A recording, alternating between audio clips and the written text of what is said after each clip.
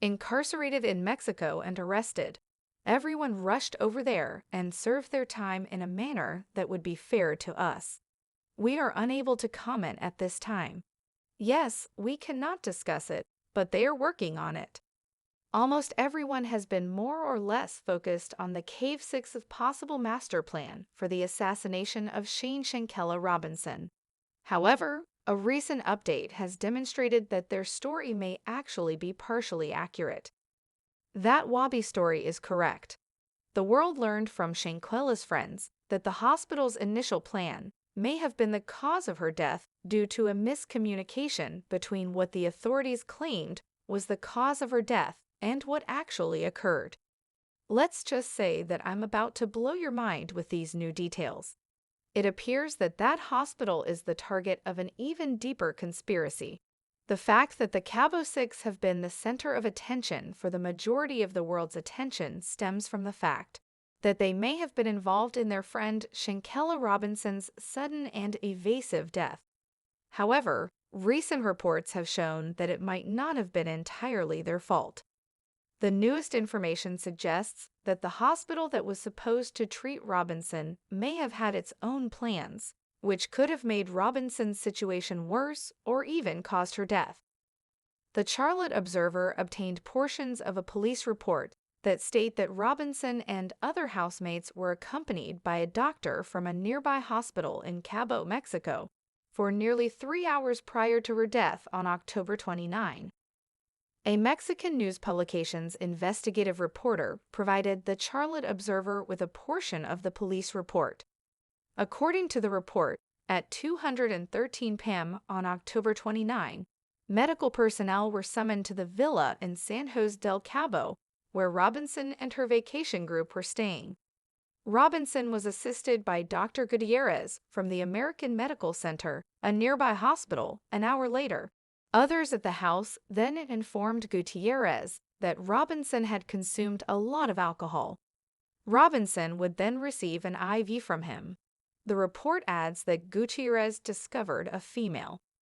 According to the report, Robinson has stable vital signs but is dehydrated, unable to speak, and appears to be drunk. Robinson's friends insisted that she be treated at the villa, but Gutierrez informed the other housemates that he believed Robinson needed to be transferred to a hospital. Robinson's ID wasn't given by Dr. Gutierrez, who then tried unsuccessfully. However, the Cabo Six had a legitimate reason for insisting that she receive treatment there, according to the most recent case update. They reportedly called the hospital before Dr. Gutierrez came into the picture, as stated by her friends themselves. However, the hospital reportedly charged them $6,000 before Robinson could receive any care, despite the fact that it was already pretty clear that her condition was critical. This came as the biggest surprise of their lives. They actually got in touch with the American Medical Center and, by extension, Dr. Gutierrez because of this. Robinson began having seizures an hour into Gutierrez's house visit, according to the police report. 911 was called not long after by one of the housemates. Shanquella Robinson was having trouble staying alive at this point. She was having trouble breathing and had a lower pulse. At 4:49 p.m., Robinson had stopped having a pulse, according to Gutierrez. According to the report, they promptly began performing CPR on her. When the police arrived at 5:25 p.m., paramedics attempted 14 rounds of CPR, 5 doses of adrenaline, and 6 discharges, but were unsuccessful. At 5:57 p.m., Shanquella Robinson was pronounced dead, based on the report. However, the fact remains that when the incident was first reported, the hospital, which is known as Street Luke's Hospital, had its own ideals in mind. Even though this does not completely erase the Cabo Six atrocities, the move at the hospital pole is actually something that has been happening to the United States. Citizens have been vacationing in Mexico for some time. The news reports that the hospital has declared that it will never undercharge any American citizen for health care, and now it's out of control. According to Washington reports, The situation is so out of control that even the American government is aware of how awful this hospital has been for American citizens over the years. The U.S., after years of complaints that the facility preyed on Americans by overcharging, bullying them, and refusing to release their medical records, the government is advising Americans to stay away from a hospital on a Mexican beach. Over 1,000 U.S. each month, visitors arrive in Los Cabos, which is located at the southern tip of the Baja California Peninsula. Both Street Luke's Hospital in Cabo San Lucas and the hotels and restaurants in the twin towns of Cabo San Lucas and Santos del Cabo appear to benefit from the area's beaches and dramatic desert landscape. The United States has filed numerous complaints. Residents claimed that the hospital demanded tens of thousands of dollars in advance payments, threatened relatives of patients, and refused to release clinical reports detailing the actual care they had provided. That led the U.S. to issue the unusual health alert regarding Street Luke's business practices from the consulate in Tijuana. U.S., as well as failing to provide itemized charges lists and ordering unnecessary procedures withholding U.S. citizens have reported instances of care withholding for payment.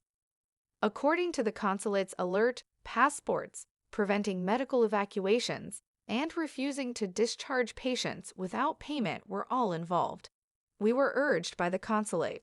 Citizens can visit additional hospitals that are listed on the consulate's website. Given that these details actually came from the federal government, it shows that Shanquella's claim that they were friends is true. However, the hospital's situation worsens. There is some evidence to suggest that Street Luke's reimburses hotels and ambulances for transporting American patients there. Written by the consulate. Please be advised that Street Luke's may have existing contracts or informal relationships with Las Cayes area hotels and resorts. That seemed to be a reference to local media reports that the hospital pays ambulance drivers to bring American patients to Street Luke's. It appears that the hospital is almost never satisfied with the extent to which they will go in order to make some extra cash.